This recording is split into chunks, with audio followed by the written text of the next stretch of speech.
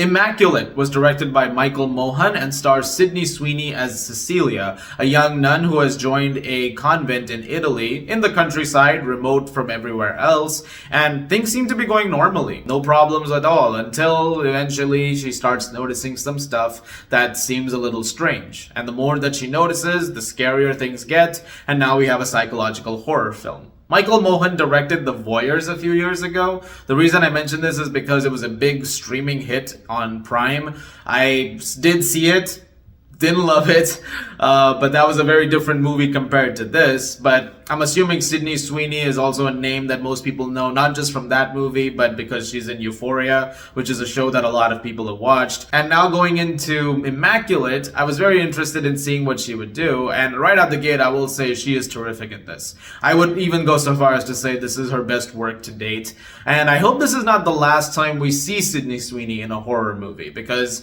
she's really, really great over here. There are certain scenes with her that require a lot of emotionally visceral responses, because as things get more and more fucked up, she has to be a lot more like, holy shit, like, pun intended, or no pun intended, sorry. And the religious ideas that the film is dealing with, especially when it comes to following faith, while you've seen that 1,000 times before in a bunch of stuff, the idea of how believing in something can lead us to do the most awful things. And there are some very interesting things that they try over here that were nicely executed. It also helps that it's done in a technically very good way. Production design, the cinematography, the sound design, it's all really, really good. Immaculate, if I may say so myself. And I was really impressed with all of that coming together, and it made for a film that was on that level very solidly done, and with a really great central performance. There are some supporting performances as well that do make up the rest of the film, and those were decent too, but Sweeney does steal the show over here. Where it does suffer, however, is not doing too much with those ideas that I mentioned. I've always maintained that when it comes to concepts that have been done in a film before, it's totally fine if you want to try something that's, a tested formula. But at the same time, it's about bringing something new to it that you might have, to call your own voice to it.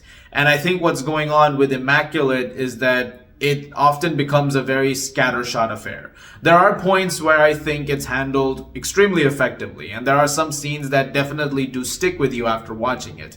But at the same time, it often undermines itself, especially in the first 2/3, because there'll be moments where characters just kind of, repeat certain things, or, certain jump scares happen, which are very repetitive in this, and there are things that you've seen 1,000 times before. One of the jump scares that happens is like, a bird hits a window.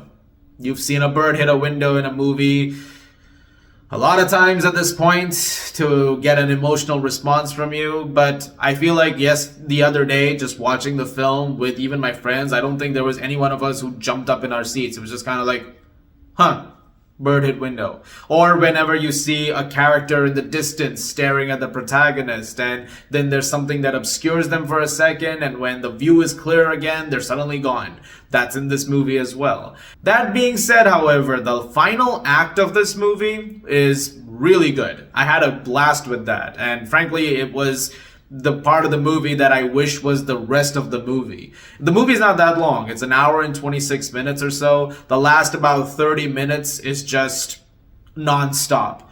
And I really, really was having a great time with it. I really wish the first 60 minutes before that or so, though, were a little bit more consistent. And while I did appreciate that last bit quite a lot, especially the big ending, which has been talked about a little bit, and it is a very visceral ending, before that stuff, I just wish there was a little bit more time to be, with that quality throughout the first 2/3 as well. And so overall, I walked out of Immaculate with some positives, some negatives as well, and overall an experience that I thought was just fine. Granted, you might like the movie more than me, and if you do, that's fantastic, but if you don't, that's too bad, I'm sorry to hear that. But I also do reiterate this. I want to see Sydney Sweeney in more horror movies.